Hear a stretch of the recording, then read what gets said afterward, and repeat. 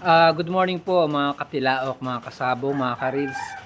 Kahapon po pala September 20, nag-conduct ng free injection at pagbibigay ng vitamin B1, B2 ang Excellence sa Maya Crossing ng Plaridel sa shop po ng poultry supply ni Mr. Glenn. So dinala po namin yung aming 19 na sisiw na 2-day-old at yung 19 na 24 days old na sisiw. So, ganarap na namin dahil libre, dahil medyo may kamahalan po ang mga vitamins na binibigay sa mga sisiw. Kaya medyo naka-jackpot po kami kahapon. So, kailangan po ng vitamin B1 or thiamine ng ating mga alagang sisiw para masuportahan yung kanilang metabolism, para iwas sa paralyze, sa sakit. Kasi po, pag lack of vitamin B1, B2, ay nakaka-apekto po ito sa immune system at madali silang ma-stress at magkasakit. Siyempre, magiging sanhi po yun ng kanilang pagkamatay. At importante po ang vitamin B1 lalo na sa kanilang normal growth o mabilisang paglaki.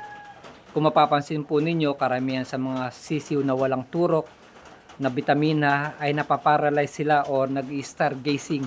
Yung po bang tumitingala sila sa itaas, parang umiikot-ikot yung ulo, merong stiff neck, walang kakayahang tumayo. Ganun po ang epekto ng walang turok or vitamin B1, B2 sa mga alagang sisiw. Kaya napaka-importante po na mabigyan ng vitamin B1, B2 ang ating mga alagang sisiw. Ganun lamang po.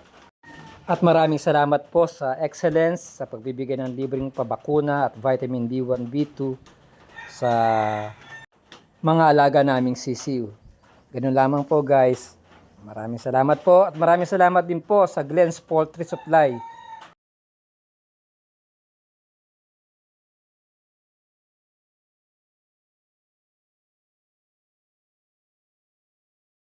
Ito guys, tinuturukan naman yung ating 24 days old na sisiw para sa fowl pack.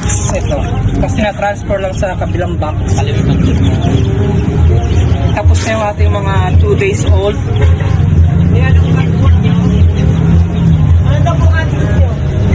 So nakikita naman ninyo, nilalagay sa mata. Tapos sina-injectionan. Ayun po yung maganda nilang tindera. Ayaw po. Medyo isa-isa lang po kasi masyado nang maliksi at malikot yung ating mga sisi. Sige tayo. Sarap po yan.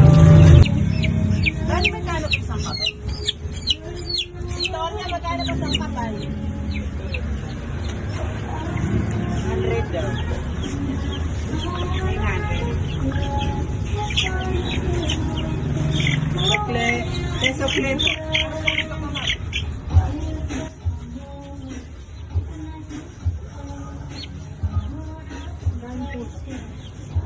Ay, wala pa. Pala guys, siya po yung representative ng Excellence. Bossing, ano pangalan mo? Ako po si Jocelyn Acuña, Area Technical Coordinator dito sa Bulacan, GMA po. Okay, narinig naman po ninyo guys, no? Mabait po siya, tsaka approachable. Kailan ka uli babalik dito, bossing? Nalaman po, bibigay po tayo ng panibagong schedule. Okay. Bibigay daw silang panibagong schedule para yung mga hindi nakakaalam makapunta rito at mapa-inject yung kanilang mga alagang sisiw.